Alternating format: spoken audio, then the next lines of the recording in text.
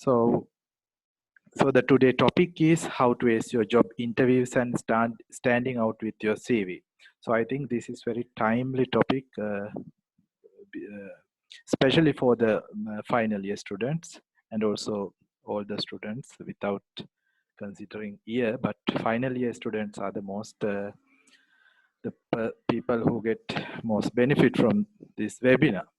So first I would like to introduce today's presenter, Miss Engineer Sahara Mashuk, and she's a graduate from University of Ruhuna Faculty of Engineering, and she's currently working as an electrical engineer in Ceylon Electricity Board.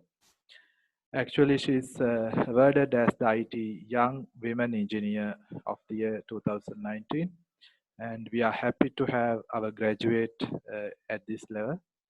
So welcome you. And if I talk about something about this webinar, so your CV is very important, and how to face to interview also very important. So although you have first class or second upper, that is not a qualification at the interview. So interview, there are many things that you should learn, and the best way to learn is that from a well-experienced person, and they know how to the tips and the things that you should know about the interviews, especially, and your CV.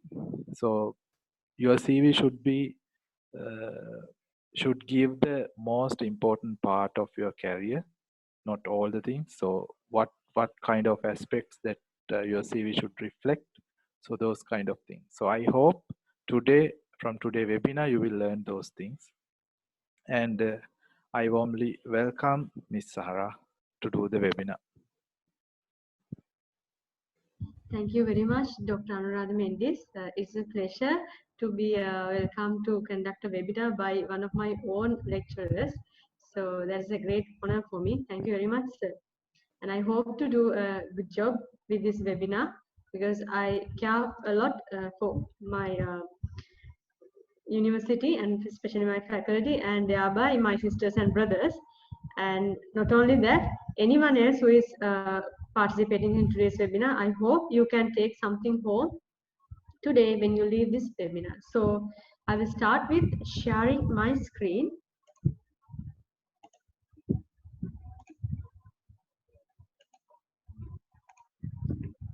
I guess I need to maybe made a co-host or enable to share my screen. Yes, I will give you.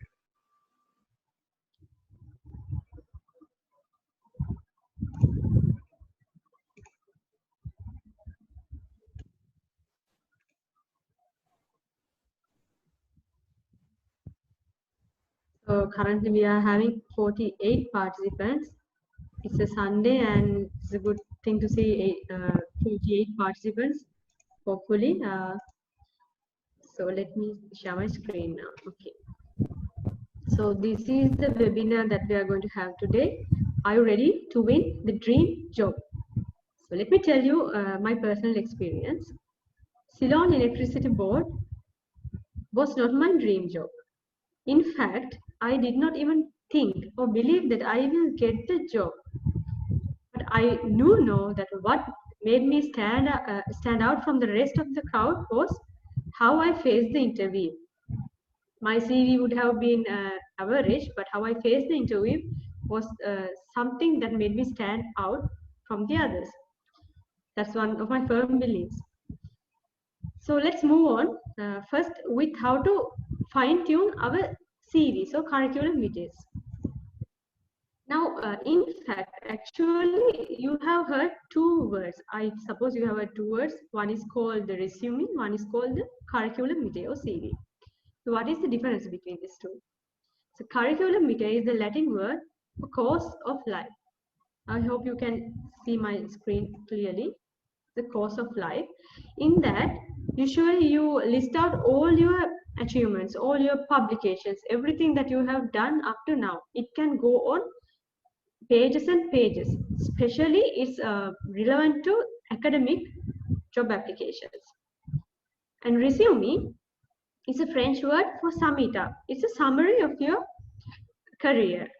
And we are recommending, normally it is recommended to keep your resume, or if you are applying for an industrial job apart from an academic position, to keep your resume or CV limited to 2 pages, because that's how much time the recruiters will spend on that. They are not going to go through the pages and pages of all your achievements. They are just going to scan quickly through those 2 pages and decide, make a quick decision whether we are going to take this person to the second round interview or we are going to recruit him or her. So keep in mind that if you are applying for an academic job, maybe your PhD or postgraduate studies, then your curriculum vitae can go up to more than 2 pages. Yes, I can start recording. Record to the cloud. Done.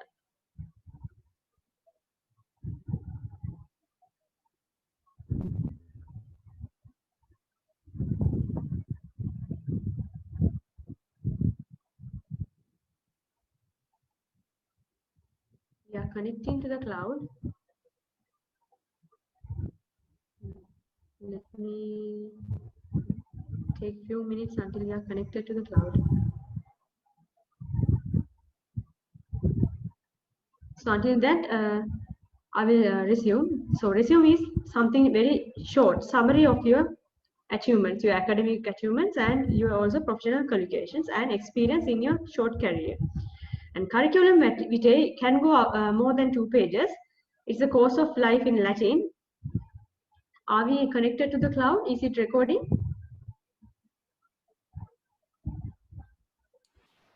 Yes, I can see it is recording. I have to connect to cloud server.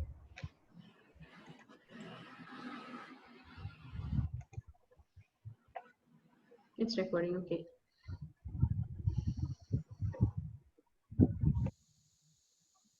Okay, so in the USA or Canada, a CV is used only for academic applications. So in Sri Lanka, normally you get the word CV when you are seeing a job advertisement as well. But keep in mind, try to limit it to 2 pages if it's an industrial position, not an academic position. So, how long do you think the recruiters will take to go over your CV or resume? So this is not me. I am not telling. A research conducted by a recruitment specialist called the Ladders. They have found out that an average recruiter will take about 6 seconds to scan over your CV and decide whether you are going to be selected or not. So you only have 6 seconds to catch their attention, to get their attention and to be selected to the next round. So what can you include in a CV? So first of all, your contact information. It's very important. In case you are selected and in case you are going to be called for an interview, you need to be contacted. And especially, they look for your contact information and especially address to see where you are located. If your residence is far away from the position, the office or the area that you're applying to, then you have a low chance. But if your address is located near to the place that you're applying to, for example, if it's an office located in Colombo and you are in Kadawada, then you have a high chance. But if you are in somewhere like Kurunagala, maybe you have a low chance. Those things go into consideration. So, what you can do is, if you are deciding to live and work in Colombo, you can get a place, an annex or a boarding, and give that as your address, temporary address. So the contact information is important. Then, if you are applying for an academic position, there should be a research objective. What objectives you are going to do achieve in your research, those things should be included. And if it's an industrial position, the professional profile or a personal statement. That means, what are you as a summary, who you are, and what value you bring to the organization. What values, like, are you a good team leader? Are you a good team worker? Are you a good communicator? Then do you have good analytical skills? Things like that. What value you bring, you offer to the recruiter. Normally, stay away from statements like I am looking for things like this. So they are not looking for what you want. They are looking for what you can offer to them. So be very careful in this professional profile and personal statement. And then education. of course, education is, you have to list it out better in the chronological order. That means the last education qualification first.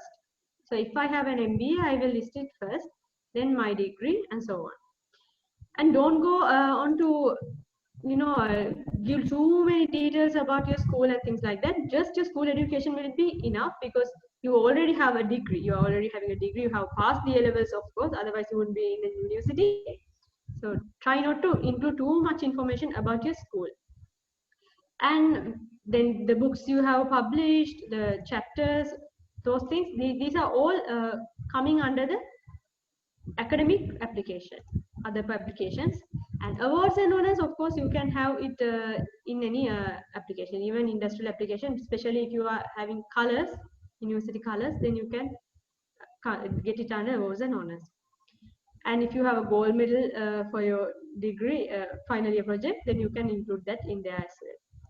And grants and fellowships that you have been obtained, conferred to, and the conference papers you have published, those can be in industrial applications as well. So if you are applying for a lecturing position, then there should be some teaching experience. Similarly, if you are applying for a research assistant position, there should be some research experience, lab experience, graduate field work. And also very important is non-academic activities. So what the recruiters mostly look, now you might have a very good GPA, but if you are only limited to the books, what you consider normally a bookworm, not beyond that. So non-academic activities, even welfare activities, something like that. IED on campus position, something like that, office bearers, something that like that, not related to academics, will be very good to include in your CV, because that is how the recruiters measure whether you are only an academically interested person, or that you have a good capacity to do other things that come with the real world situations. Languages and skills, of course. So you better have include your language proficiency, like English professional proficiency. And if you don't have that professional proficiency, of course, you can take time and work on that. There are so many courses, self-taught courses even. And of course, there are Gavel clubs, things like that, where you can improve your speaking skills. And the memberships that you have, like IEG, IEEE, IESS memberships, those can be included as well. And references. Most of the time for undergraduates, it's better to include references, your head of the department or someone that you know, good to know during your industrial training, something like that. But for experienced applicants, it's not necessary, it's not a must. You can you could put available upon request, because of course they will request when they are selecting you for the job. And a sample CV. So CVs, they can come in many formats. Like one format is the chronological order. That means you are listing your experiences and all your educational achievements in the reverse order. That is one thing. That is ordered resume or CV. The other format is skill based or competency based. That means you are highlighting your skills or competencies, not your achievements or career experience in the order, but what you are actually focusing towards the job. And they are a hybrid. You can mix the both together and make a hybrid CV that works for the both purposes. So I took some examples from the internet. I hope you can see my screen. Is it visible what I'm sharing? Yes, we can see. So this is one sample. It is actually one page, as you can see, only one page. So this is a chronological order. In the reverse order, he has mentioned his experience and education and things like that. But what he has given is importance to the summary. So what he is, who he is as a person, as a professional, and what he is seeking to join ACME Corp to help. Are you showing the PNG file? Yes, I'm showing the PNG file. That one we cannot see actually. Okay, right. Then I will first stop sharing, and then I'll share again.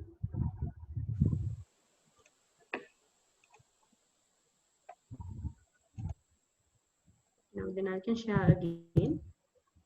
I hope that now you can see it. I hope it's visible now. Yes, yes. So this is something very simple. So this person has mentioned his name and his current position, and his personal info will be there. Also, advantages is to include your LinkedIn profile if you have one, because that is like your online CV, online resume. Then your experiences in the reverse order. So last experience first, and so it goes backwards. And you can see the summary. The summary or personal profile is very important. So they will look like, you know, what this person has and what is he going to offer us. Recruiters, employers are very judgmental when they come to what they get from us, not how qualified we are. It's not a matter. What the GPA we have is not a matter, but what we are looking for to offer to the organization, what values we have. And you can see he has highlighted his skills, leadership qualifications, Salesforce. This is not an engineering CV, but I have taken just for as an example. So like this, you can see there are this is a very simple design, but the important information that is needed by recruiter is there, not too much. So I have seen some of our undergraduates and sometimes graduates, they make their resumes with so many colors, so many graphics. These are actually not eye-catching or eye-pleasing, because try to make when you try to apply for a job, industrial job, they are trying to look for something very professional. But if you are applying for something like a creative side, gaming maybe, or marketing side, then you can of course play with the colors and your creativity. It depends on the job that you apply, so you have to be very careful about that as well. So I will start sharing my screen again. Is it visible? The PowerPoint. Yes, yes. So in a non-academic environment, the term CV and resume are almost interchangeably the same document, but the requirement is limited to 2 pages, not beyond that. So we'll discuss later about what are the things that we have to include in a CV. So this is some good example. The first thing is you have to keep it simple. There should be clear sections and clear headings to divide your education experience separately, career experience separately, and your skills and your summary statement, what you are and what you are going to offer. What you are, especially if they are looking for people who would like to learn more. And it's technical skills. You can see now number 1. There's one. You can see the first thing that they are pointed is skip the fancy graphics. So when there are too many graphics, sometimes maybe the people who are viewing it, they might have problems with their eyesight as well, so they might not see it clearly. So try to keep it very clear with black and white backgrounds, white backgrounds, black fonts, something like that, and clear sectional headings. You have to clearly divide the sections: your education, your career experience, your skills, things like that. And the summary statement is of course very important. You can custom make one. It should be prepared after you make your resume. So after you have included all the details that you are going to put, your experience and education and thing, then you can sit back and think, okay, overall, how can I summarize myself as a professional, as a person applying to this job? What are the key points I am going to highlight specifically for that position you are applying? So if you are applying for a software position, there is no point in telling that you have you have learned power or electronics module, something like that. So you have to tailor make and play your best cards to get their attention. And the summary, that is important, okay? And spotlight the key skills. You might have many skills, but if you are applying for a particular job, try to bring those particular skills that will work with that job. Not all the skills that you have. Focus on the skills that will help you get that job. So spotlight them by using bullet points. Bullet points are very important, and it is emphasized not to use bullet points everywhere, only to highlight the important points. And number 4, latest experience first. So it's like the latest experience first, and there's a difference between the chronological order and the hybrid model.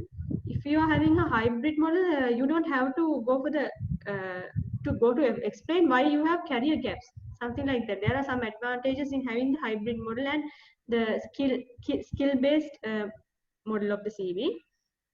If you're having a chronological model, then you have to go from the last job or last training that you had.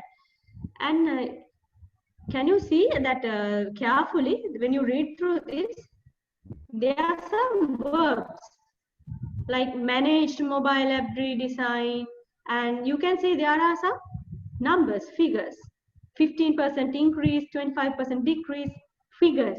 Those are facts. So recruiters, they look for things like this, these verbs, what you did and how effective it was, what were the results. Basically, most of the time, there's another format I'll discuss later. It's the PAR, problem, and what the solution you are giving and what were the results, things like that.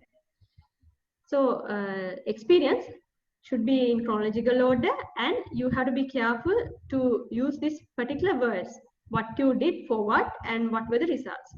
Those are the things they are looking for. And volunteer experience is also very important.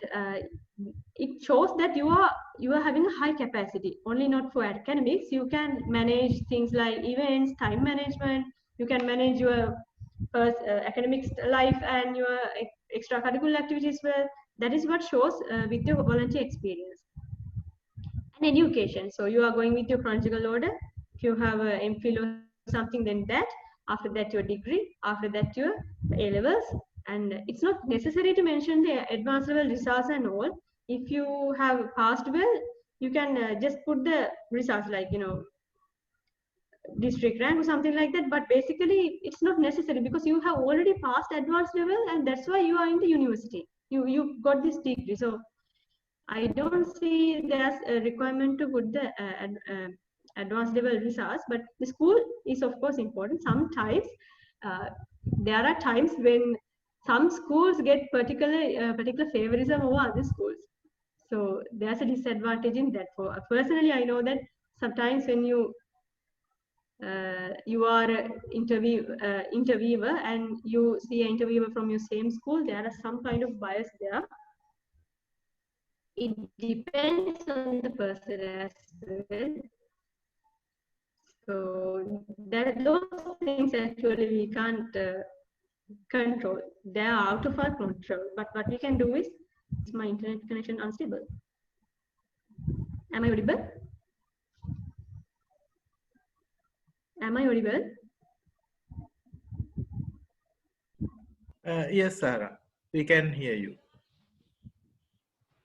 So I'll stop my video. That will be better, I think, to save the bandwidth. Okay, right. So things that we can't control, we should not focus on. We should focus on what we can control and what we have, what our talents are to play it for our best. Then break it down. List your responsibilities in bullet points, not in paragraphs. Paragraphs are very difficult to read, so try to make it as short and sweet so it can be easily read. And strong action verb, something like managed, implemented, led a team, troubleshoot, things like that are very strong and they give the idea that you did something. Then bullets and results, the number, how much reduction in the waste or time you managed to have as a result of your action. Those are very important things. And okay, now right, you will be asked to submit a CV when applying for academic jobs, grants and fellowships. If you are applying for a job outside of the academic sector, you will be expected to submit a resume. So resume, basically in Sri Lanka, when you are applying for academic jobs, your CV or resume can go up to more than 2 pages. But if you are applying for a non-academic job, definitely try to keep it to 2 pages. No design elements, and the content is organized by sectional headings. And resume should look nice and have more white space than a CV because you are limiting all your experience and your education into 2 pages. You have to be very careful about how you organize your things around the CV. It might take more than 1 day. You can start working today on your CV, take months, and get it reviewed by your lecturers, your seniors, your peers, and try to make it the best version that you can. Okay. And the resume is an overview of the work experience and skills that you have which make you a good fit for the job you are applying for. And most importantly, it is tailored for each application. That means if you are applying for a job in SLT, your resume should be fine-tuned for that. If you apply for a job in CEB, you should change your resume to suit to that job. I hope you understood my point. So the skill set that you are going to highlight depends on the job you are applying to. Please keep that in mind, and whenever you are applying for a job, review your CV and try to change things that will be disadvantageous for you. Then briefly describe the relevant jobs that you had and your responsibilities and achievements. So you have to be very careful. So I hope that when you go for industrial training and all, you try to bug the people who are there and try to get some work instead of just going and trying to watch and learn. Just try to bug them, try to ask them, give us some work that we can do. That would be better, because you are going there, you are spending your time, you are investing actually your time and effort. So you should be able to get some experience rather than learning. So you can bug someone at the workplace and tell them to give me some work that I can do at my level. Of course, they will review that before sending it up. So when you go for training, especially the third year and students that undergraduates that have not gone for training yet, please keep in mind, don't just try to spend time and idle. Try to do some work even by disturbing or troubling the people who are there. You can easily communicate with the youngest engineer who is there. Please talk with the engineers when you go for industrial trainings. I have seen some undergraduates, they don't approach and talk to the engineers. Sometimes I ask them, call them and ask them which faculty you are from, what degree you are, which year you are in, things like that. And I tell them, if you need any help, come and meet me. So other people might be busy, but you can always go up to them and ask them things, can trouble them with questions, that's not a problem. And often begins, your resume begins with a profile section that includes a summary of your qualification. It's like how much experience or qualification you have that is going to benefit the employer, and what you are going to offer more than the others. You can be a good team lead, team worker, or an excellent communicator, things like that. And relevant work experience, education, awards, and hobbies. So this is the order of the resume. So hobbies are also very important, like I told you in the last webinar as well. Try to select hobbies that show that you are, always open to learn, or that you are different from the others. Example, watching TV is, I don't think it's a very interesting hobby when read, but you can include, I like to watch documentaries, scientific documentaries. Something like that is more attractive than just watching television. Keep in mind. And then depending on the position, your language skills sometimes might be important.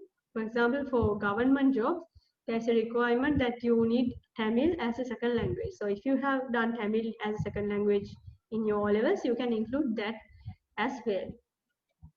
And if you have, of course, if you have certifications and affiliations, mention those as well.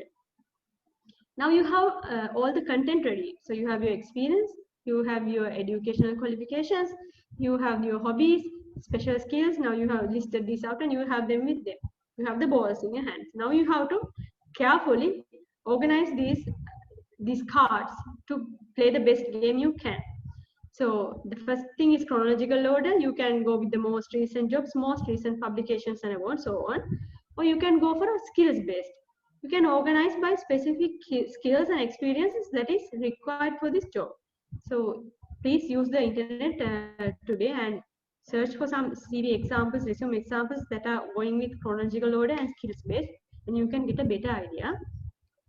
Why I said is that skills based, especially if you are maybe idle for 3 months before you get your first job, or your between your first and second job, if you are having some gap, you can beautifully cover it up by a skill based CV. So there's no need to explain why what were you doing between those 3 months. Online presence. Now this is very important. Because of this presentation, I did some research and I found that the top social media platforms recruiters use to check candidates. LinkedIn comes first. For Facebook is also there. So you have to be a little bit careful what you post on Facebook. So if you are like aggressive, or maybe you are okay, you have certain addictions, maybe like for certain things that you consume. So better be careful not to share about those things. So especially until you get the job, you could even clean up a little bit your social presence.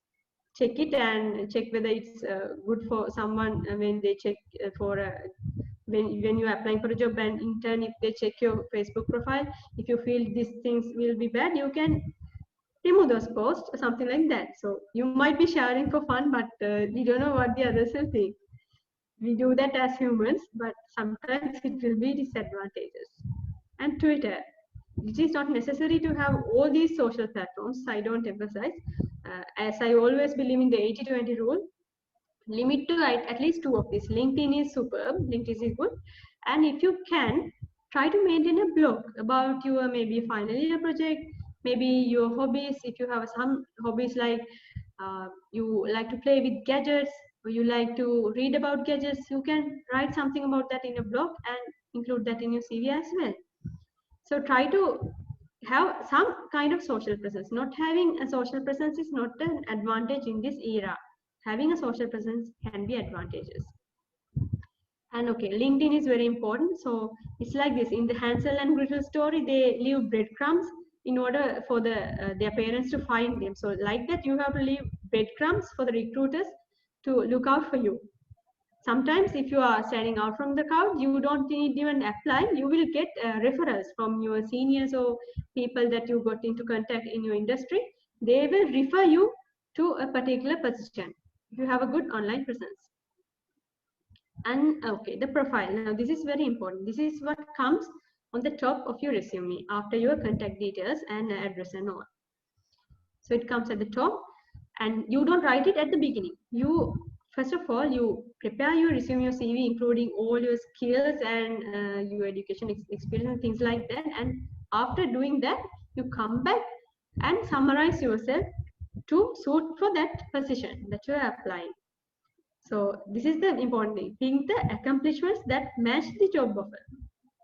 And you have to quantify them, like the percentages I talked about, how much you decreases the losses.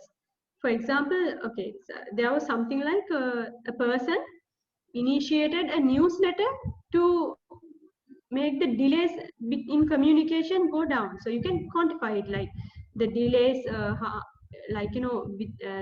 initially it took 2 weeks to communicate a certain thing, but after the newsletter, it became quicker, like reduced to 2 days, something like that.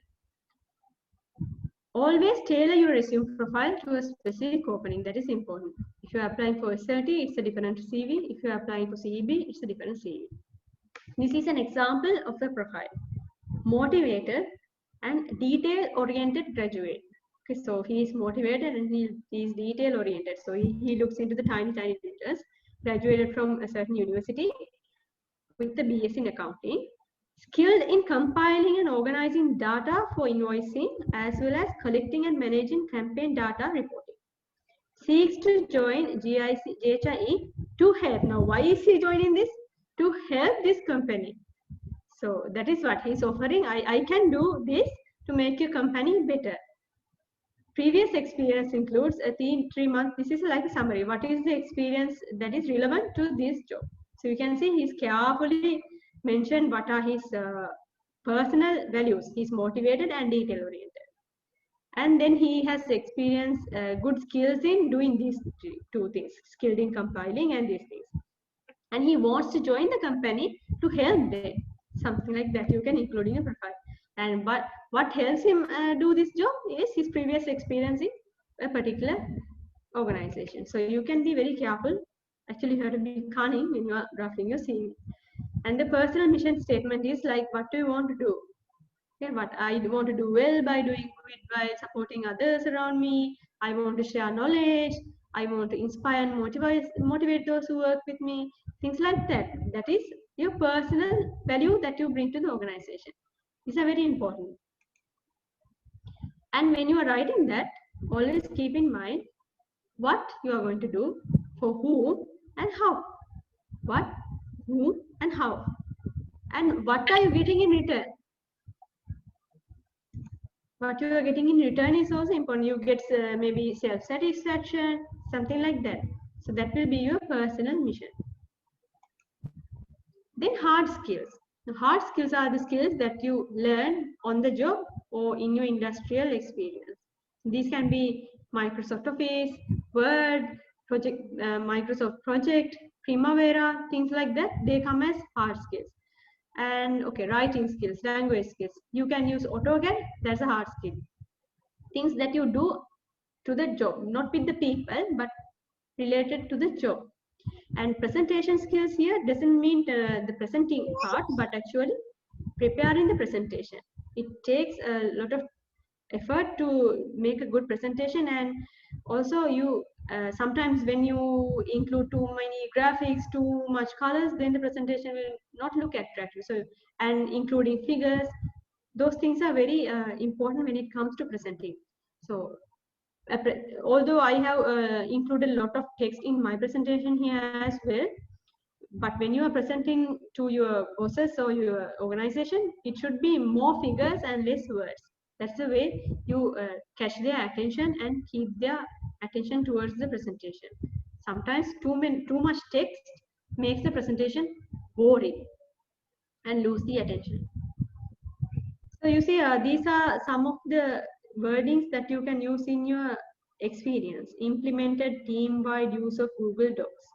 So sometimes you see that some senior professionals, even in our career, they are very poor in using Google Drive, Excel, and new tools like Zoom sometimes.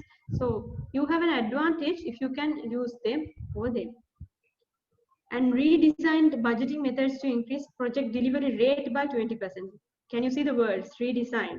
What did you redesign? Budgeting methods. For what? To increase project delivery. By what amount? 20%. You can estimate. It can be a calculated value, or you can roughly estimate and put it there. And the soft skills. Now, these are very important. These are not taught in our, mostly, sometimes in schools they are taught, but not for everyone. You and I know that they pinpoint particularly talented students and take them out to do the speeches and all. But it is not good, because you have to teach all the students to be good in communication and soft skills. So these are mostly you have to learn yourself. You can do that by joining maybe Cavell Club, or maybe even joining a volunteer organization, working for IESL student chapters, things like that. You can learn. And sometimes reading. And when you are watching, entertaining yourself, maybe you are watching TV series, pay attention to the conversation. You can learn a lot by going through the subtitles in terms of language. So these are very important. These are not taught in our curriculum sometimes, but taught to some extent.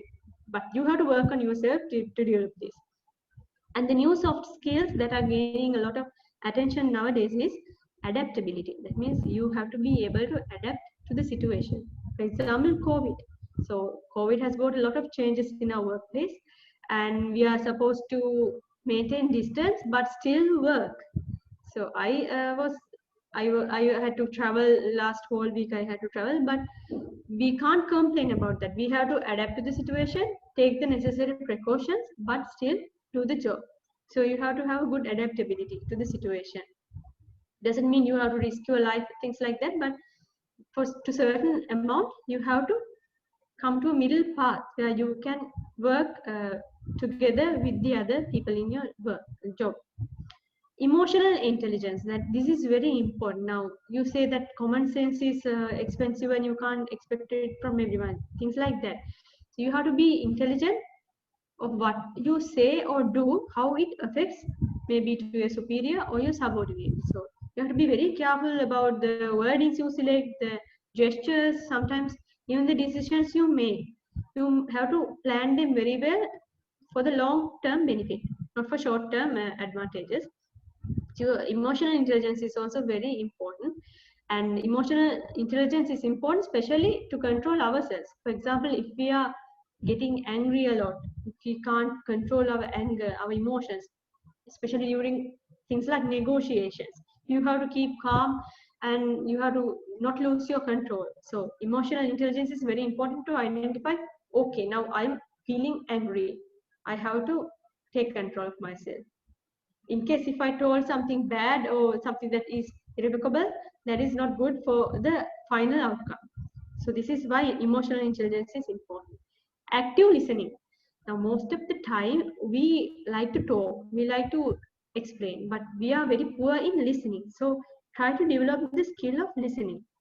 Even in your interviews, sometimes, take a notebook. I will tell this about this later. Take a notebook and pen. Consider it as a learning experience. Even you're not going to get the job, think of that as a learning experience, and you try to learn from the interviewers. They might give some feedback about you. You have this, okay, you haven't done this, that's why, and okay, your weaknesses are this. So things like that you can note down. Active listening. So when you demonstrate thing like active listening, even the recruiters, they will come to see that, okay, this person is open to feedback. It is easy to work with this person. So small things like that, keep in mind. And interpersonal skills. So for example, sometimes you can work with the office people, but sometimes you have to work with the people who work in the field. But you have to approach them and talk with them, communicate with them in convincing manner to get the work done. Not all the time. I mean, in the past it worked when you gave orders and get this done by Friday. Orders like that work in the past, but nowadays it's not going to work. You have to be tactful when you are delegating work. So interpersonal skills is very important, and I believe ladies have this better than the gents. The interpersonal skills are better than the gents because they come and start with the smile and things like that. So these things are not taught in the formal education most of the time. You have to learn them, and there are so many resources as well.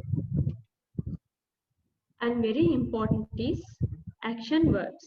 So I told you earlier, when you are listing out your work experience, you have to be very careful about the words that you use. For example, managed the highly successful lean training project for 3 years time. Okay, improved the quality by 32%. So these are action verbs. Managed, improved. Then cut the lead times by 21%, cut costs by 48%. So these are action verbs that make the recruiter's attention grab. And it is very important for the work you have done in the past, use the past tense. Managed, developed, supervised. And when you are listing it, use this format. Problem, action, result. So you are basically giving a solution for a problem that was there in the organization. So what was the problem? Increased overtime, maybe something like that. Increased cost for refreshment, something like that. So what is the action? You can transfer to online meetings, then physical meetings, then the refreshment cost can be brought down. And the result, from how much did you save? 20%. The cost was brought down by 20%. Things like that. You can simply put that to grab the attention. So the employer will see, okay, this person is getting some results, has got some results by providing good solutions. Okay, so the thing is, a very important thing is, jobs requiring both social and analytical skills have grown by 95% since 1980. So not only analytical skills. So if you are an introvert, you will have to work around your social skills as well. Both of them are important. So let's come for a summary and recap of the resume and CV writing part. What is important is the layout, how you organize the CV, the format, chronological or the skill-based, and the subheadings. It's very important to divide your education, your career, things like that. And the fonts. Please select good fonts. Like there are there are many suggestions in the internet as well, like Calibri area. There are many fonts that are good for resume. And the margins, it's important to keep a margin, because when you are filing the resume or you're punching it at the edge, if you don't have enough margins, then the content will be damaged or not visible clearly. And the line spacing, it's very important to have a line spacing at least 1.15, sections, dividing sections, and the file type. Unless they specify otherwise, you try to always send your CV as a PDF, because Word documents can be manipulated and changed. A PDF cannot be done like that. And headers, so including relevant contact information, it's important. Especially, as I told you, if you are focusing to live and work in Colombo, try to find a place that you can stay in advance and include that in your CV. Introduction, that personal statement I mentioned about, that thing, and the work experience, education, skills, and the skills should be tailor-made for the job you're applying. Extra sections like certifications, award, volunteer experience, things like that. So you have to, now you are playing a game of chess, so you have to be careful about your movements. You have to play your best movement.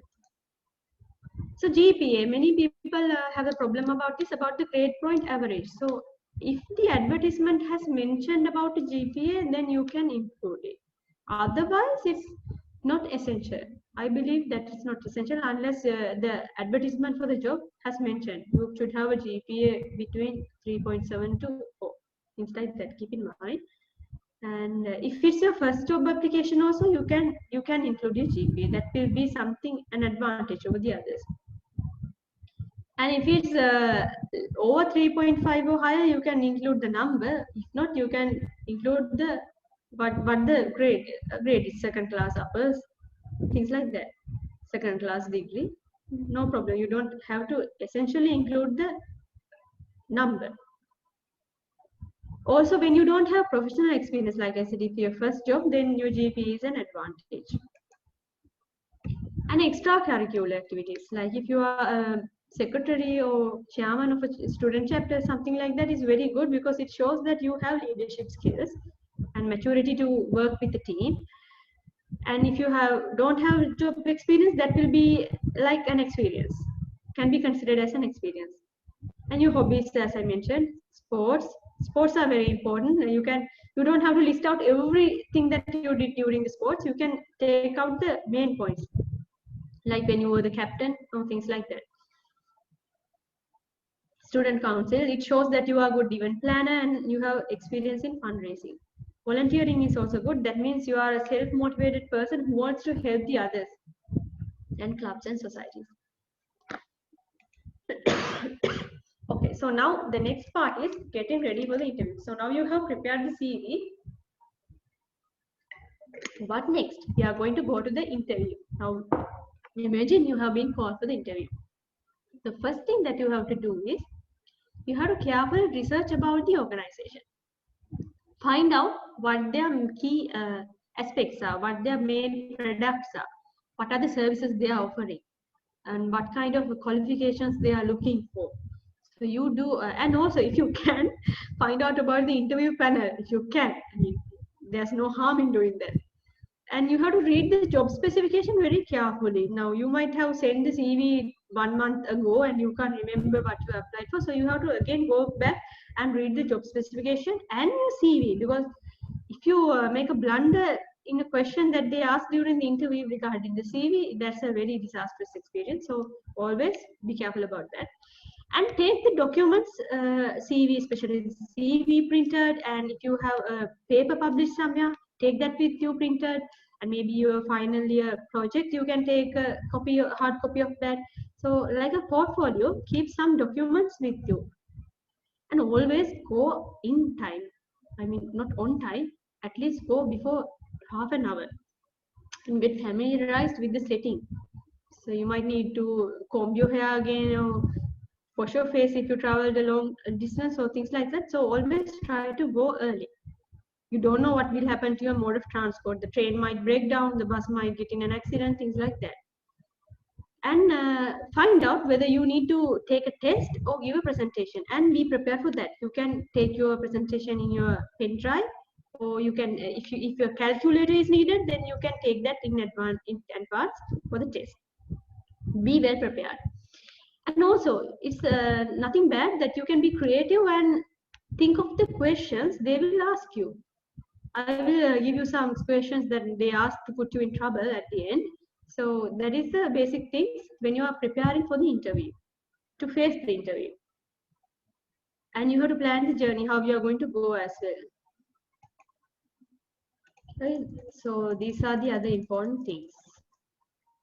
And the most important thing is, okay, how many interviews normally would you get before getting a job? So they have done a study by a USA company, actually, MRI Network, and they have found like the most average person faces 3 interviews before getting a job. Only 1% get the interview with one interview.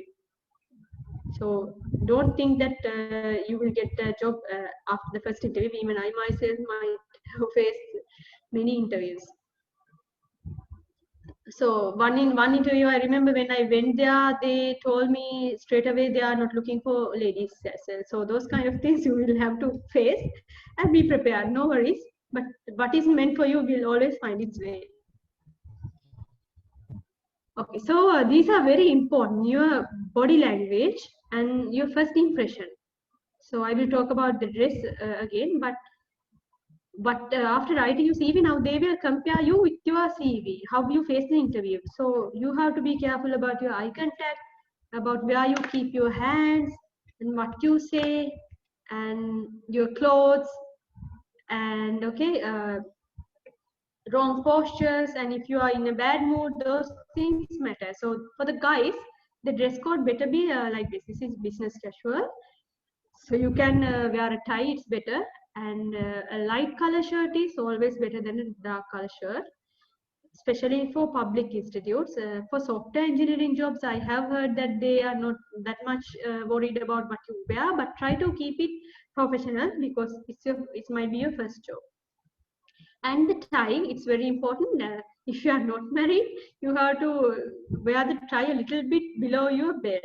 So keep that in mind. If you're married only, you wear the tie above your belt, and you have to match your belt color with your shoes.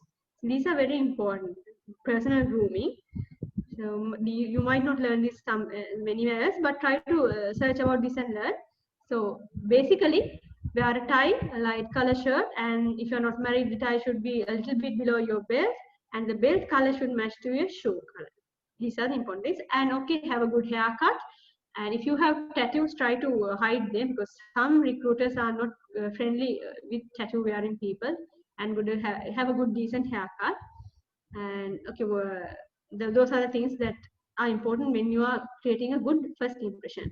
And for the ladies, when you're going for a private institute, of course you can go for something like a skirt or slacks and light color blouses without too much fancy or makeup and accessories. So keep it simple, keep it professional, keep it cool. And these are some suggestions, like collared buttoned down shirts, blouses and shirts. So not much revealing, especially. So you have to be very professional and careful about what you wear. So you can learn about this on the internet, and you can get your advices from your peers in the industry or seniors from in the industry. You can always get their advice. Even bug me anytime, I will be happy to assist you. Okay, so these are like what not to do. Don't leave your shirt out like that, and please iron your shirt when you're going. Do not leave it crumpled and things like that. And you can see the brown leather belt and the brown shoe. You can even borrow. If you don't have these things, you can borrow from your brother or your friend. So keep your hair neat, and basically first impression is very important. And girls as well. So not try to go like a gypsy. Don't try to go like a gypsy. Too many accessories and colorful things.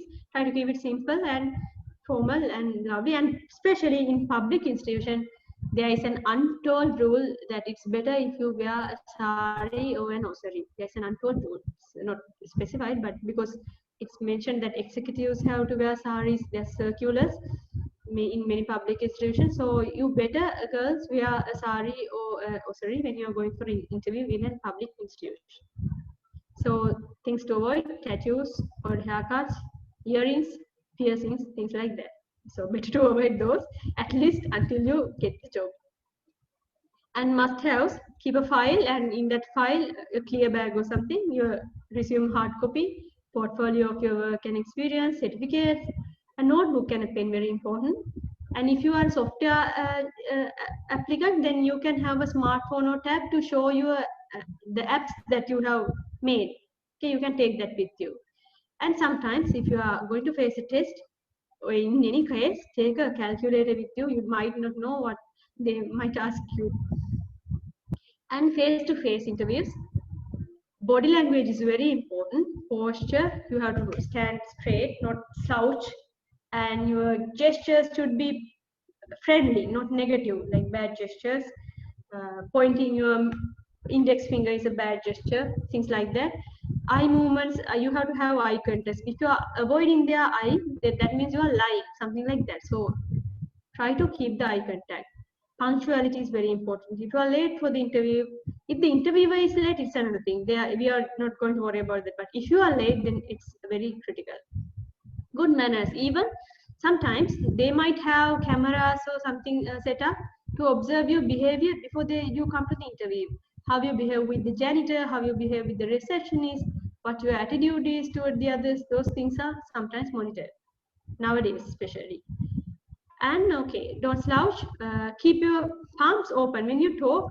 Don't try to keep your palms closed. It's like a very negative body language, like you're hiding something. So try to keep your palms free. Take a deep breath. If you are nervous or excited, before going into the room, take a deep breath. Smile, and go in with a smile and knock on the door. Knock on the door, and you can, after knocking 3 times, slightly open the door and ask, "May I come in, sir?" Something like that. And then when they ask you to come, you can come. And may I take a seat? Sometimes they might ask you to take a seat, but if just for formality, you can ask, "May I take a seat?" So that's very courteous. It shows that you have good manners. And after the interview, maybe you get the job or not. Anyway, you stand up. These days you are not going to shake hands, but you can do the eyebrow and tell, "Nice to meet you. Have a nice day," and you can walk out. So these are actually the things that I did that I'm sharing with you. So actually, when I walked out of the interview in CEB, I thought that I would get the job. So I was anyway in a jolly mood. So I stood up and told them, "Nice to meet you and have a nice day," and walked out. So these are the gestures that you should avoid at all costs. Crossing your arms, keeping your hands together, and looking bored. Like, if you are keeping a hand on your chin and looking like that, it makes you look bored. And this is scratching your head and looking at the phone or the mobile or the watch means that you are disinterested, you are disengaged, you are not there present. And when you are scratching your nose or things like that, that also means that you are not having good attitude. So keep your palms open and gestures like this.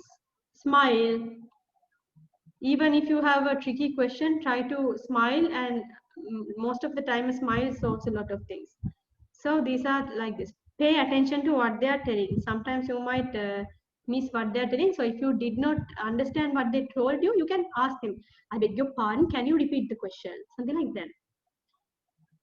And okay, now shaking hands is of course not there. So, but anyway, use a steady voice. If you are shivering or anxious, like I said, take a deep breath. This is nothing dangerous. You are just meeting some people and talking to them. So think of that way. And this is very important. Now we are in the new normal. We are having video interviews. So when we are having video interview, be careful about what you wear. It doesn't matter what you wear beneath your waist. It doesn't matter whether you are wearing a short beneath your waist, but what you show to the camera should be business casual and in a good manner, ironed and everything. So before the interview, always at least 1 hour before, do a trial run. Ask one of your friends or maybe your colleague, someone to do a test run with you. So you can create a Zoom meeting. Zoom meeting is actually free for 45 minutes. Anyone can use it for 45 minutes freely, up to 3 people. So you can do a trial run using Zoom.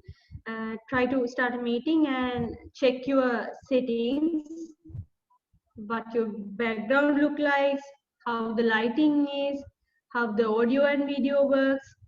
Is your internet connection stable? Especially, are you going to have a power cut? This is very important. If you have this EBK app installed, you can check whether you are having a power cut and you can arrange to go to another place during that time. So very important is plan ahead. And the background should be tidy. If you don't have a good background, you can always use a virtual background in Zoom particularly. And again, the hand gestures and stuttering and things like that. So preparation is important even in video interviews. And the lighting. So you can see the image on the right side. It's a bad lighting, badly lit image. So you can see the expressions or the gestures clearly.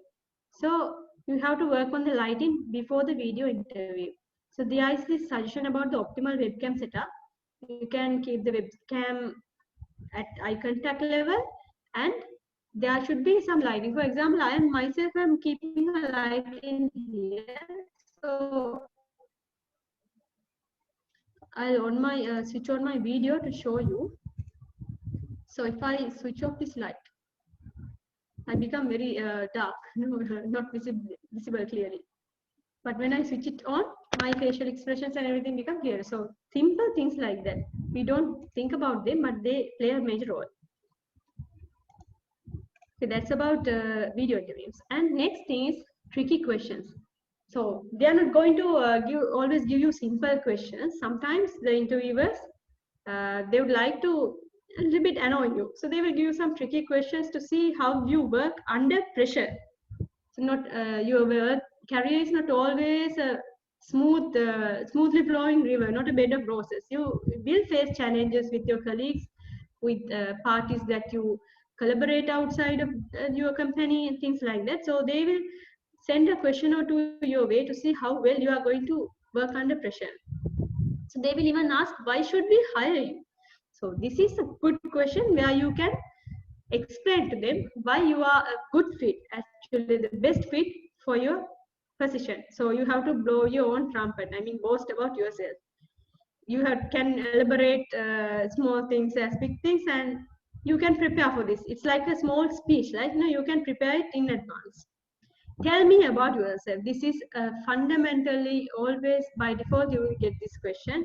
So you can highlight your specialties, what your hobbies are, like interesting hobbies, and even the things that you do like volunteering, what you love to do, what you're passionate about in life.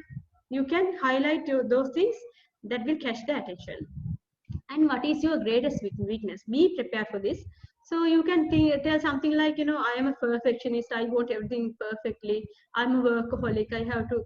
So you can also tell, I'm trying to avoid to become a workaholic, I'm trying to manage my personal life as well now, things like that. So they expect to know that you are aware about your weaknesses and you know how to deal with them. And creative things like, what are 5 alternative uses for this pen or this paper clip, things like that. You have to be creative. So these are like special questions. They might come for software engineers, I believe. And why do you want to work here? So I got this question. They asked, why do you want to work in a public institute? So you have to be very tactful. Now be prepared, you might get this question. So give some good answer that will make you a memorable candidate and make you stand out from the others. And what is your ambition? So when they asked me, what I said was, actually it's my true ambition as well. I follow my grandfather. He was a public servant, and even after his passing away, people remember him for the good work that he did. So he's immortal. So that's my ambition as well. So that's what exactly I said, and they were impressed. So you can be genuine as well, not lie, but you can be genuine. And they might ask, do you have any questions? So you also can have any questions. So you can ask like, does this have night shifts? What are the extra activities the employees get to do here? Things like that, that make you stand out from the rest of the interviewees. Sometimes you can even ask your salary requirements. They will ask it. So you can be tactful and tell that you are a entry-level engineer. So you have these targets, financial targets as well. So you are so they will look that how good you manage your finances as well.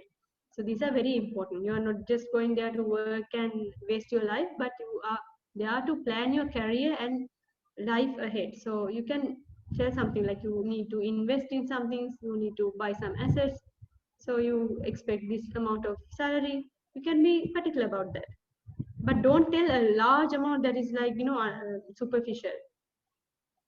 So these are the main things that I wanted to share with you today, and these are basically the references that I referred to, and there are other references as well, and there are so many references videos that can help you in fine-tuning your resume and CV and help you with your interviews as well. So I hope I did some amount of good job to help you with your upcoming interviews and writing your resume. So that's about all.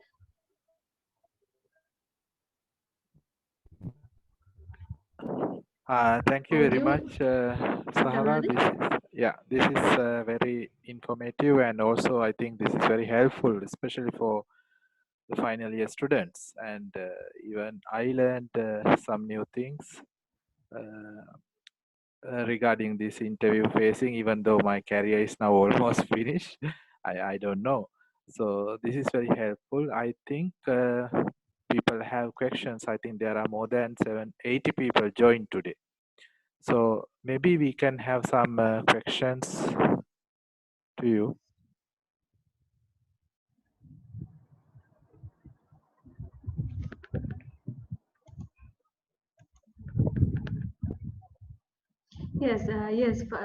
Vinura, it's always better to do a research about the salaries that the employees in the company get. You can do a background research, do some CID works, and then you can know, okay, which level to ask from them. And you can explain to the employees why you are asking a particular salaries. For example, like my target is to buy a vehicle in like this, so with the other expenses and all, I expect to have this much. So you can be tactful about that. So you're not just going to get a salary, you have your personal targets, you are going to, and you might have your educational targets as well. But I want to emphasize this, please don't tell that if you have any idea to go for higher studies, don't mention that in the interview. If you are going for an industry position, if you are also having an idea for going for higher studies, that is a major turn off. So they will consider, okay, this person is going to go for higher studies, so better not to take her or him in. So be very careful about what you say in the interview. You can ask a salary, first do the research. So, I'll tell my personal story. When I was interviewed, they asked me, can you work without a salary? So I know they were pulling my leg, but I told them it's impossible, because now I am out of the university and I'm a graduate and I'm looking for employment and I'm trying to be independent. I cannot depend on my parents. So if you are not giving me a salary, that means I have to depend on my parents for my food, my accommodation, and my traveling expenses. So that would be not good. So it would be better if you can offer me a remuneration. That's what I told. So there are so many questions from me that finally I even came to the conclusion that I won't get the job. So it was like that, my interview. They didn't ask much technical questions. They asked tricky questions. So Excuse me, madam. Yes. If it doesn't matter to add extra process to my CV, Yeah, like could definitely. They are professional qualifications, so you can add, you should add them. But be careful whether it's suitable for that job. So if you are applying for a network engineer job, qualification in CCNA is advantages. Do you understand? Yes, ma'am. But course in like, accounting will not be advantages. Ma'am, is it okay to include our freelance work experience, such as in Fiverr.com, Definitely. in our resume? Definitely. You can, yes, you can take but the work that you have done particularly for this job. Always, not everything.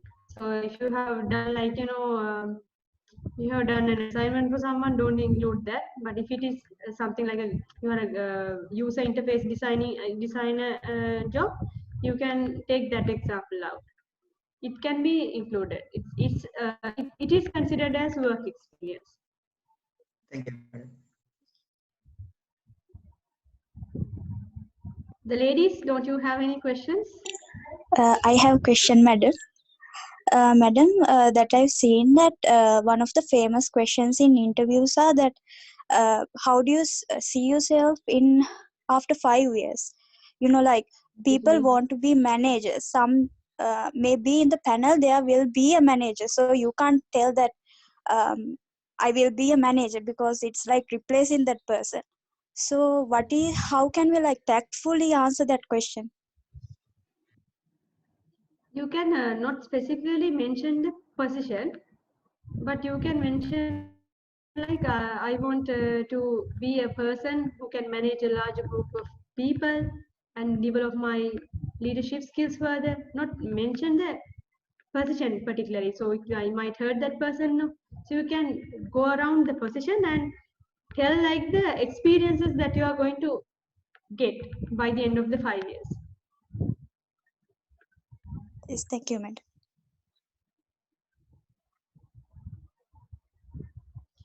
Yes, I think given the era that we are in a pandemic situation globally, you can mention online courses. And if you have the certification particularly, it would be better.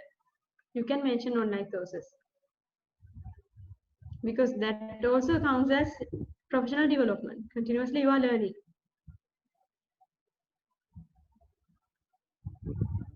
That's the question by Kaushalya. She has asked, is there any use of mentioning online courses that followed in the resume?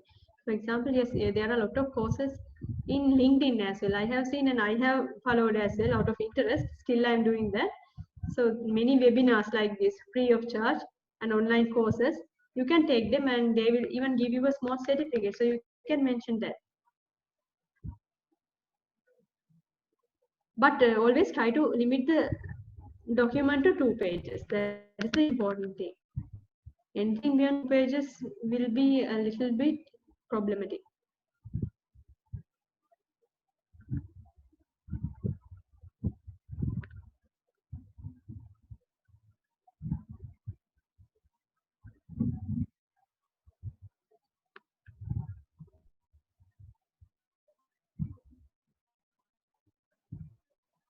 Madam, I have a question. Yes.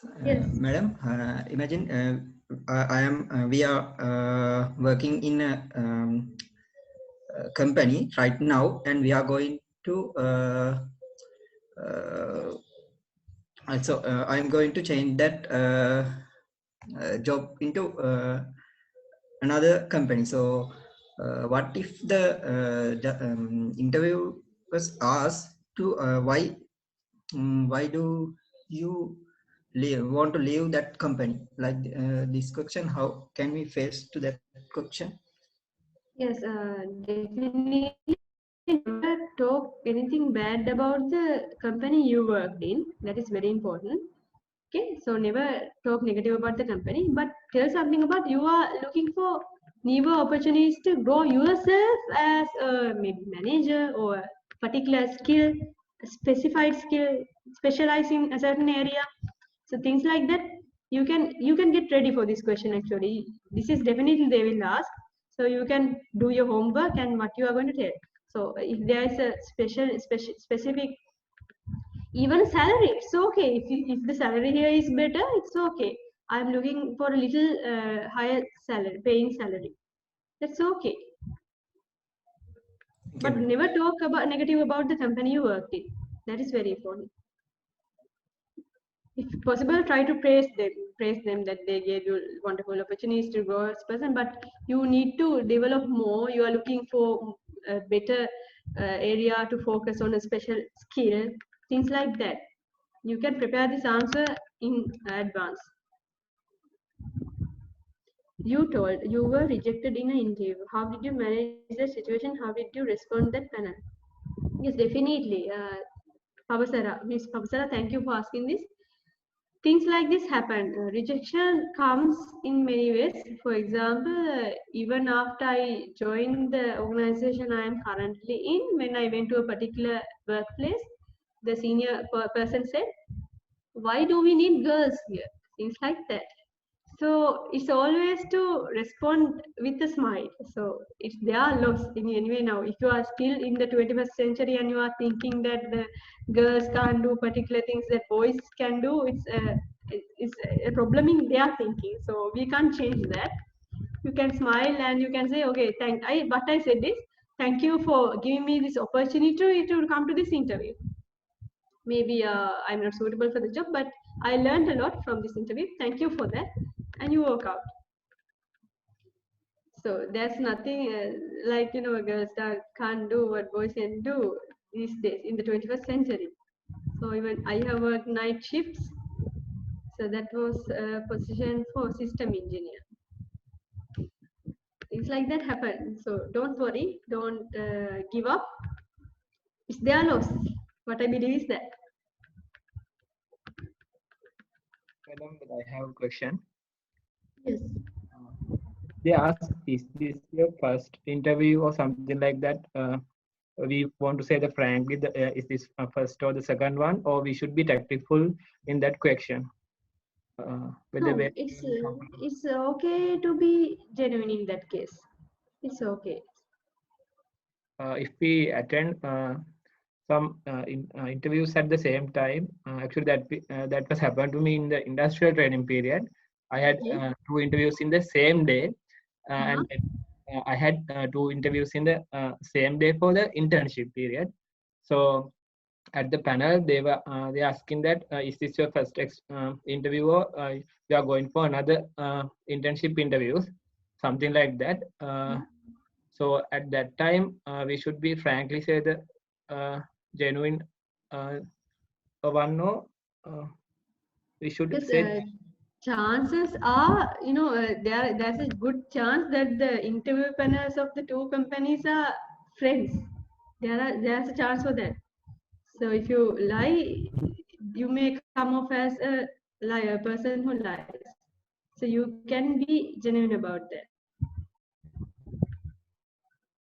There's a good chance that normally the people who interview in that company can be friends in the interview panel of the other company, because they are in the same around the same age, right? Managerial positions. So better to be genuine in that case, because if you get caught or they see that you are going for another interview, it will be bad for your image. in that case, if we answer, we actually I like this position, but also I'm going for another interview. If I didn't get this position, something like that.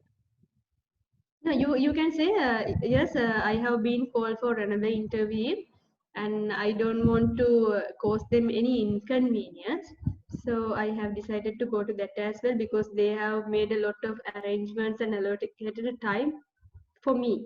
So you can be tactful like that. So they are investing some time and their resources, maybe a special room, right? They are allocating a meeting room or something to interview you. So if you don't go, that means you are standing up, and that's inconvenient for them. You are being selfish. So you can say that they have called me for an interview and it's too late to inform them that I'm not coming. So I'm just going to go and have a chat with them and come. That's the best way to answer.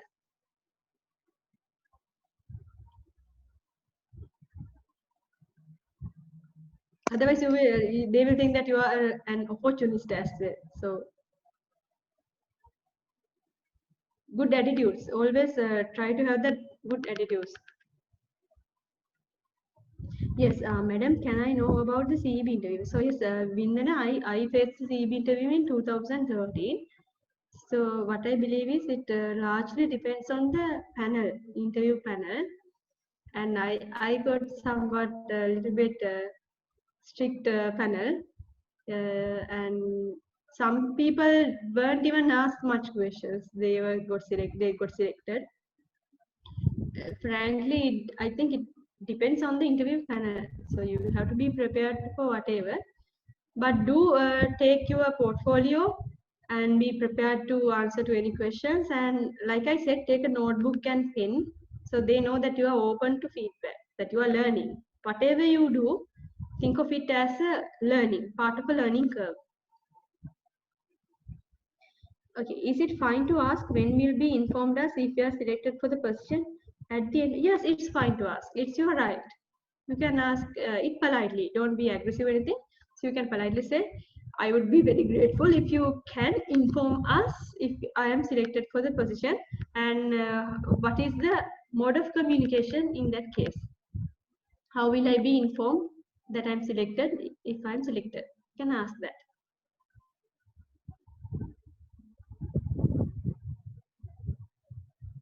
And it's also a good practice to send them an email thanking them for giving that opportunity to come for the interview. In case you get the job or not, it's a good thing. It goes a long way, I believe. Even though you did not get the job, it will go a long way. So maybe somewhere along the line, they will even contact you back. Always have that, that communication, contact with them. No hard feelings, right? Excuse me, madam, I have a question. Yeah. Yes, go ahead, Durga. We are going to include two non-related referees. Yeah. I have a question that did interviewers really contact to the referee to ask about us? Yeah, I also have a serious doubt about that. Maybe they have any doubt about us, or maybe when we face the interview, if they're not sure about this, maybe they will call and ask. Otherwise, I think they don't contact them always. My referees have never told me that they were contacted. Sometimes they call and ask, okay, is this guy good for this job? To confirm, especially if the job is maybe highly critical for an organization. For in person, I know that for a particular job, they needed to work isolated on contract as well. So that manager had to make sure whether this person is with good attitude. So maybe he would have called and asked that previous workplace superior. Okay, thank you. Actually, for academic jobs, I have experience like normally the candidates who are going to be finalized to the last interview, they are going to contact the referees actually. But I don't know about industrial jobs. Industrial jobs also maybe personally I know for the contract engineer positions in Norochole, Lakvija Power Plant, it was done. Okay. Was done because there were like more than 500 applications, and out of that 22 had to be shortlisted. So it was a very difficult task. So they had to make sure that the people they are selecting were good for the job. Yes. So I know it was done for that.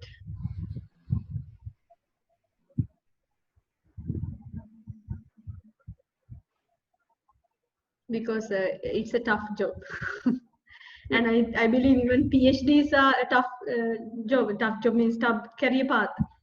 Not everyone can endure the stress and everything that comes with that. Yes. Yeah, if you are applying for a PhD, definitely one of the referees will be contacted. Okay, there's another question.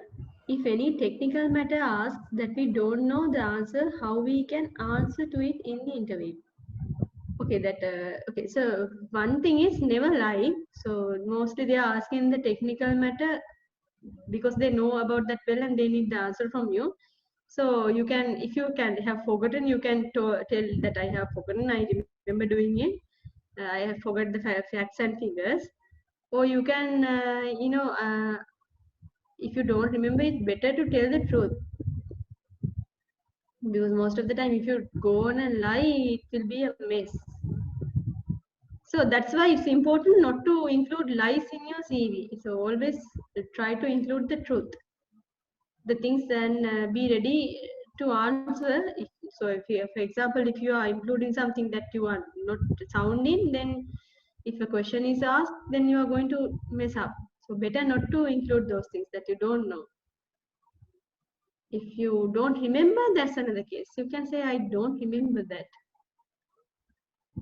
I have done that in the practical, but I don't remember the numbers and figures. I have forgotten that. But if I refer back to the document, I know the information is there, and if I refer it back again, I can remember it.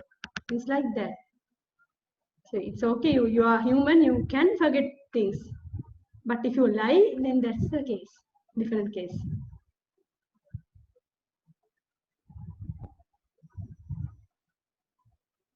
CEB mostly focused about Vindana. It didn't, for me. It didn't focus on technical things. For me, it was they asked only one technical question about protection schemes because I had internship experience in induction training in a company where the protection panels were designed and produced.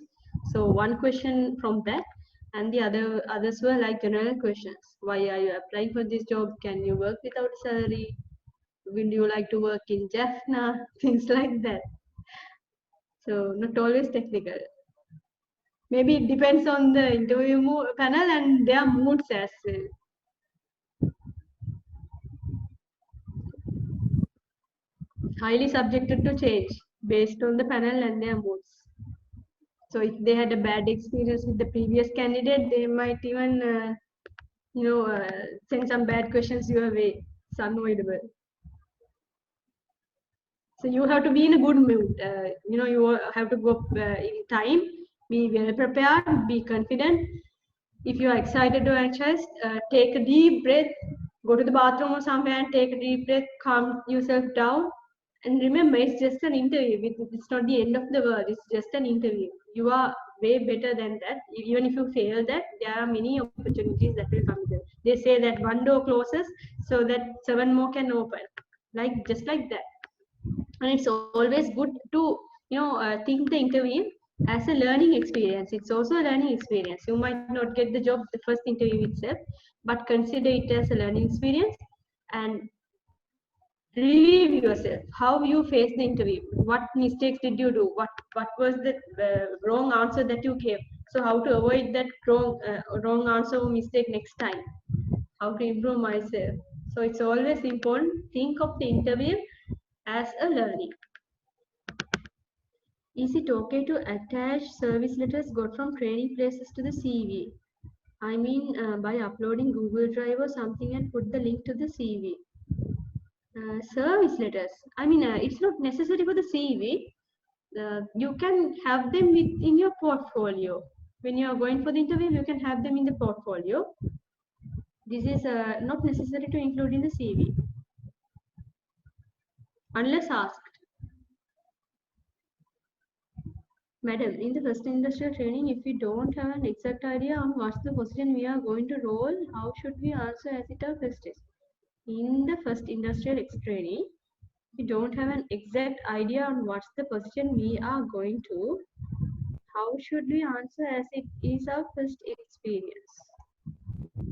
Like, I'm not clear about this question. Can you explain it to me further? This is...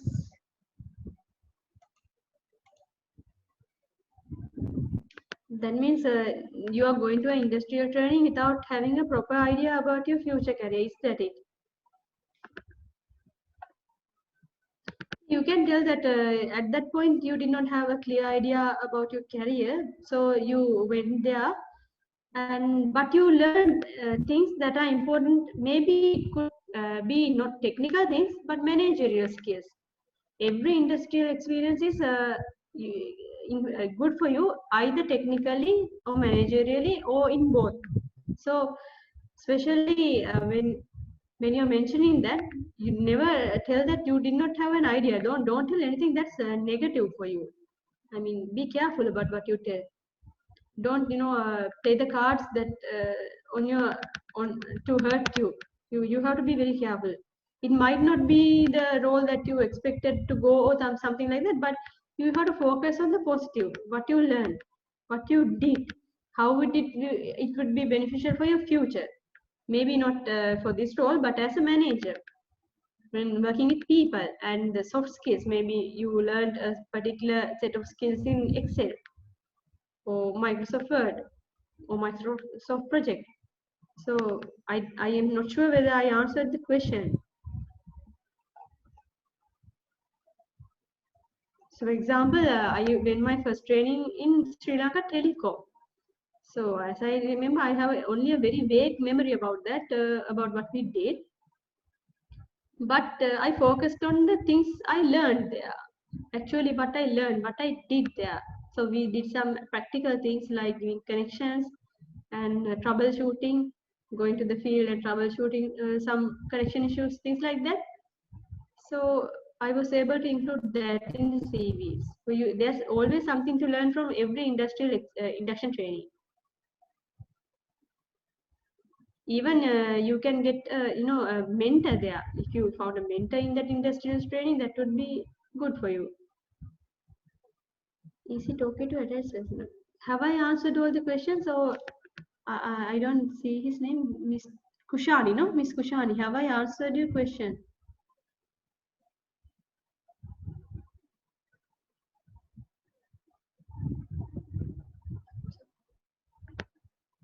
Okay, thank you. Madam, I have another question. Yes. This is my personal experience. When we go to an interview, so we get our we take our certificates and other stuffs with including a file. So when we go, so when we asked to come to the interview room, so I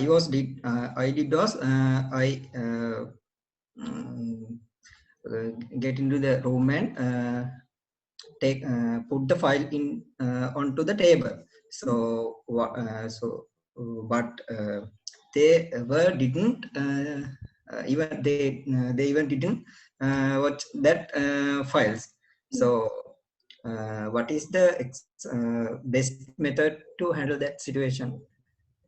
Yes, I would advise don't keep the file on the table. Keep it with you on your lap or like this. If they requested, after a few time, you can keep the file in front of you, because you can talk with your gestures. But if they don't ask for the file, don't get discouraged. It may be possible that they are not going into that much detail. They might be just interviewing you personally with what you have to say and not interested in the portfolio. And it might be also possible that they have already selected the person previously and they are just interviewing you for formality's sake. So there are many possibilities, but what you have to do is don't get discouraged just because they don't ask for your portfolio. You can go in and can you see me? Okay. Okay. So now when you're talking, you can't keep the file in your hand, so you can keep it deliberately on the table and start talking. So if they're interested, they might ask for it. So that's how you have to deal. So don't get discouraged if they don't ask for your portfolio. Thank you.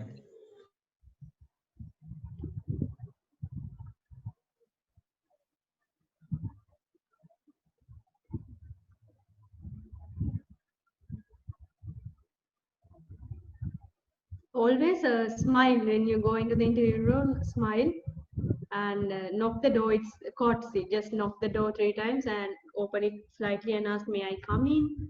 And then go in, and if they ask you to sit, you can sit, or you just can, you know, stand around a little bit over with the hand on the chair, then they will tell you take a seat.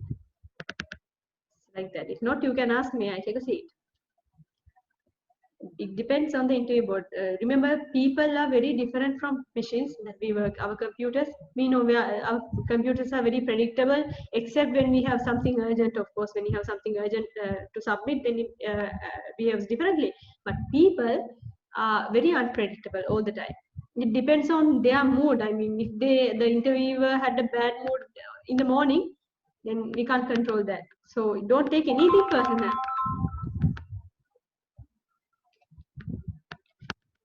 Yes. Okay, we can go for 2 different trainings in 2 different fields, exactly. For example, yes, same with me. Yes. Yes, it has a benefit. It has a benefit because communication and electricity is not now separate, you know, it's intertwined. Communication is essential for electric field as well. For example, now we are in the process of connecting our auto reclosers and substation equipment to a common SCADA network. So that means there is communications there. You need to be aware of the communication protocols, the newest technologies. So if you are going to propose a solution, a new design for a problem that is existing even in the utilities industry, the knowledge of telecommunication is important. So I don't think that it's irrelevant. It's relevant.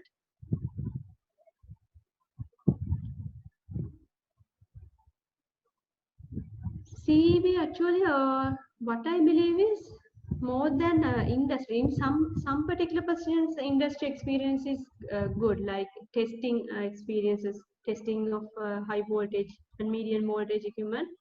Apart from that, they prefer, I believe, fresh graduates because it's easy to adapt to the system, CEB system. When you're taking an experienced person and trying to mold him to fit the CEB system, it's difficult. But a fresh graduate is always easy to take in and mold and adapt to the situation, the system. So would you believe I did not even have induction training in CEB? I had induction training in Balfour Beatty Engineering Services Limited. It's in the industrial processing, import processing zone in Katunayaka, IPZ3. They were doing some panel protection scheme designs, and the final, even the panel production to send to Middle East. So of course, protection, I got the idea about protection scheme designing and testing of the circuits, things like that. So I did not have CEB experience. It all actually comes down to the attitude that you face the interview. CEB is the first innings. If you successfully bat the first innings, then you get the interview. Interview is the most important innings. The way you face it. You might even have a 4.0 GPA, but if your PR skills are poor, sometimes a person with the lower second class gets the job over you. PR skills are very important. The way you talk, the way you hold yourself, the way you, reply, even a smile. So very important. This is emotional intelligence that we talk about, emotional intelligence.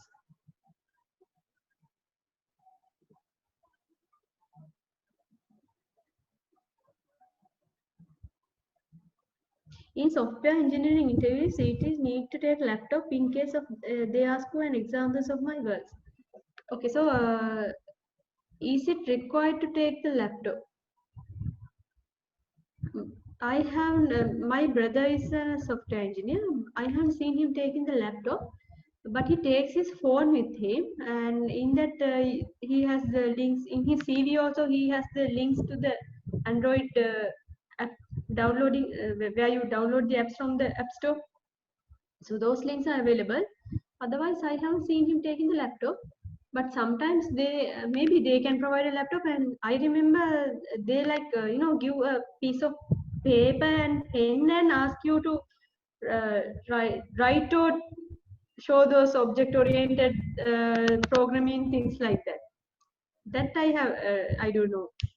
But the laptop, that's something I am also unfamiliar with. Maybe we can ask that from a person in the software industry and get back to you.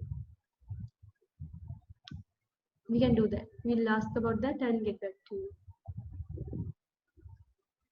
But if you think it will be an advantage and it's not a trouble for you, you can always take your laptop. I mean, there's no hard and fast rule about that. You can take your laptop. And if they ask, you can let me show you. Please let me show you, and you can show. I don't think there's an issue in that, but I will ask and get back and convey it through Dr. Anuradha to you.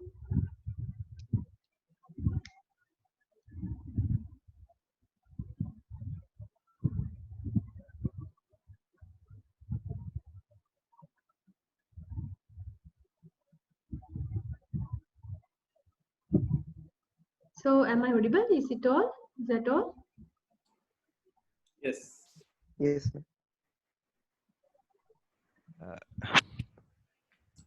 Yes, madam. Thank you, madam. I would like to thank you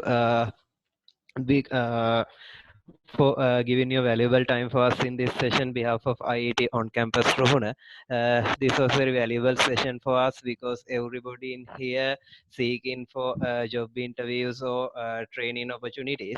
So this is a very valuable session for all of us. I think everyone in here obtained maximum from this session. So I would like to thank you in honor again. And also I would like to thank Dr. Anuradha Mendis, our advisor, for every guidance. And also I would like to thank IIT Young Professionals Local Network and all the participants on behalf of IIT on campus Rohuna. Thank you. Thank you.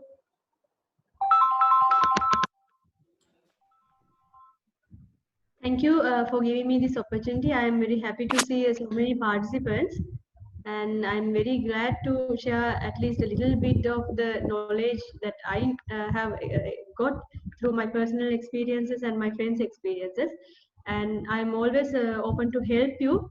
So I have been a little busy the previous week, but if I get some time, I'm always free to help you with your CV if you need any help. I'm typing my email address.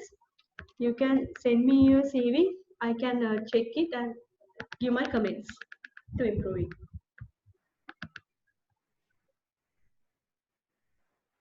Okay, thank you, Sahara. Then we can finish today's session. Hopefully, we will have more sessions according to the students' requirement. I think you can help them.